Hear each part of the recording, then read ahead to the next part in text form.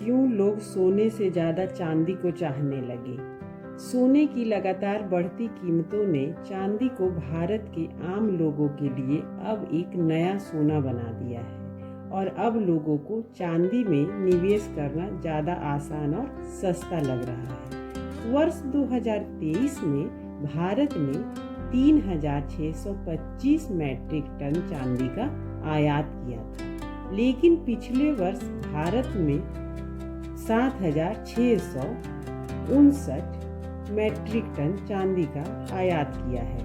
यानी एक वर्ष में ही चांदी का आयात दुगने से ज़्यादा हो गया और अनुमान है कि इस बार चांदी सारे रिकॉर्ड तोड़ देगी। इसका कारण यह है कि लोग भी चांदी में निवेश कर रहे हैं और अलग अलग उत्पाद बनाने में भी चांदी का इस्तेमाल बढ़ रहा है। और दूसरी तरफ युद्ध, आर्थिक अनिश्चितता, टैरिफ और अमेरिकी डॉलर के कमजोर होने की वजह से सोने की कीमतें में पिछले कुछ महीने से सोने की कीमत गिर रही है या हमेशा अनिश्चितता बनी हुई है, उसकी तरह ऊपर नीचे हो रही है। एक दिन सोने की कीमत ऊपर होती है, अगले दिन नीचे आ जाती है और इसी अस्थिरता ने सोने पर लोगों की उलझनों को बढ़ा दिया है। उदाहरण के लिए 24 कैरेट का 10 ग्राम सोना 20 मई को 5,170 का था, लेकिन आज यह लगभग 9,860 का हो गया और 2 दिन में इसकी कीमतें 3% बढ़ गई। लेकिन एक महीना पहले यही 24 कैरेट का सोना 10 ग्राम 11,500 का था और उस हिसाब से आज इसकी कीमतों में लगभग 3.5% की गिरावट आ चुकी है और यही अस्थिरता लोगों को बेचैन कर रही है। सबसे बड़ी बात यह है कि इस साल 10 ग्राम सोने की औसत कीमत 90,000 के आसपास और बहुत सारे आम लोगों के लिए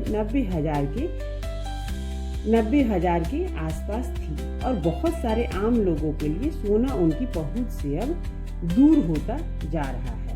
सोना बहुत महंगा हो गया है और इसी कारण से चांदी को भारत के बहुत सारे आम लोगों को नया सोना माना जा रहा है।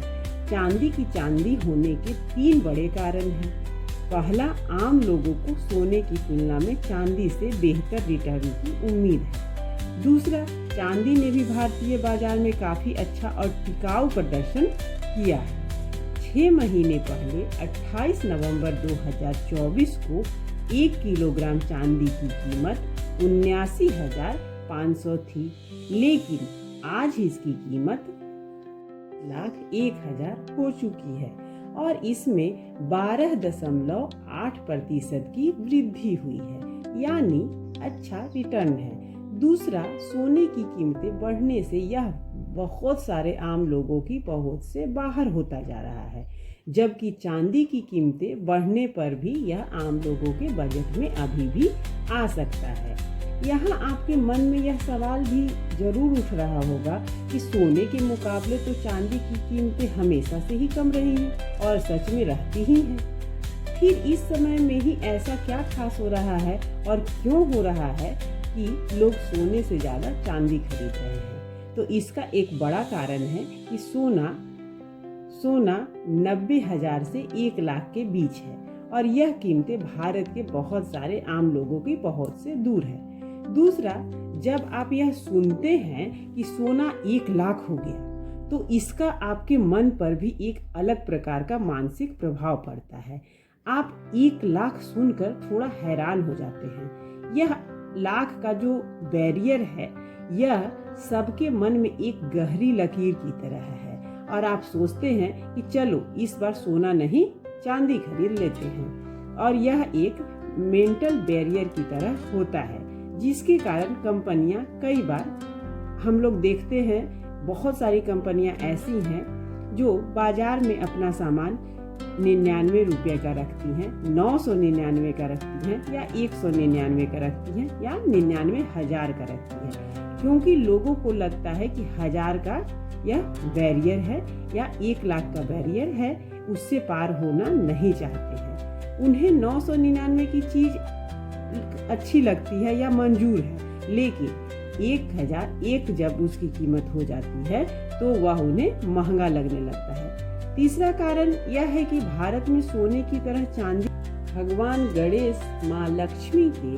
सबसे ज्यादा सिक्के चांदी के ही खरीदे जाते हैं। यानी जब कोई व्यक्ति सोने की जगह चांदी खरीदता है तो उसके मन में नकारात्मक भाव नहीं आता, और चांदी भी यह संतुष्टि देती है कि आपने अपने आभूषणों में कोई निवेश किया है, किसी कीमती चीज में निवेश किया है। सोने और चांदी की कीमतों में एक दर्शन शास्त्र भी छिपा है जो बताता है कि जिस चीज की उपलब्धता ज्यादा होती है उसकी कद्र और कीमत उतनी ही कम हो जाती है। यह चीजें रिश्तों में भी होती है। हम यह चीज को जानते हैं और नहीं जानते हैं तो इस चीज को समझ लीजिए। हमारी इस धरती पर सोने के भंडार कम है, इसलिए सोने की कीमत ज्यादा है, जबकि चांदी के भंडार ज्यादा हैं, इसलिए उसकी कीमत कम है।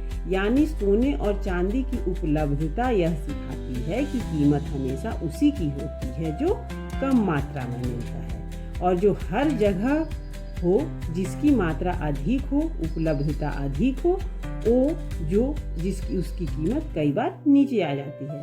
और चांदी के साथ अब तक यही हुआ, जबकि चांदी बड़े काम की चीज है। सोने का औद्योगिक उपयोग काफी सीमित है। इसका इस्तेमाल गहनों और ज्यादातर लोग निवेश के लिए ही करते हैं, लेकिन चांदी का इस्तेमाल कैमरों में होता है, मोबाइल फोन में भी कई बार होता है, सोलर पैनल्स में होता है, और चांदी कई इलेक्ट्रॉनिक आइटम्स को बनाने के लिए भी काम में आती है। लेकिन इसके बावजूद सोना हमेशा चांदी पर भारी रहता है, और इस बात में एक बात और छिपी हुई है जो बताता है कि उसकी कीमत ज्यादा है, जो सदाबहार है और जो ज्यादा दिन तक साथ निभाता है। सोना कभी काला नहीं पड़ता और इसकी चमक हमेशा बरकरार रहती है, जबकि चांदी कुछ सालों बाद उसमें कालापन आ जाता है या आ सकता है, और यह अपनी चमक खो भी सकती है। यानी सोना सदाबहार है, इसलिए लोगों की पहली पसंद है सोना, और चांदी की चमक अस्थायी है, इसलिए उसकी मांग भी कम है और उसका दाम भी कम है। तो यह प्रस्तुति आपको कैसी लगी आप कमेंट सेक्शन में जाकर जरूर बताएं, और इस चैनल को सब्सक्राइब कर लें। तब तक के लिए राधा कृष्ण।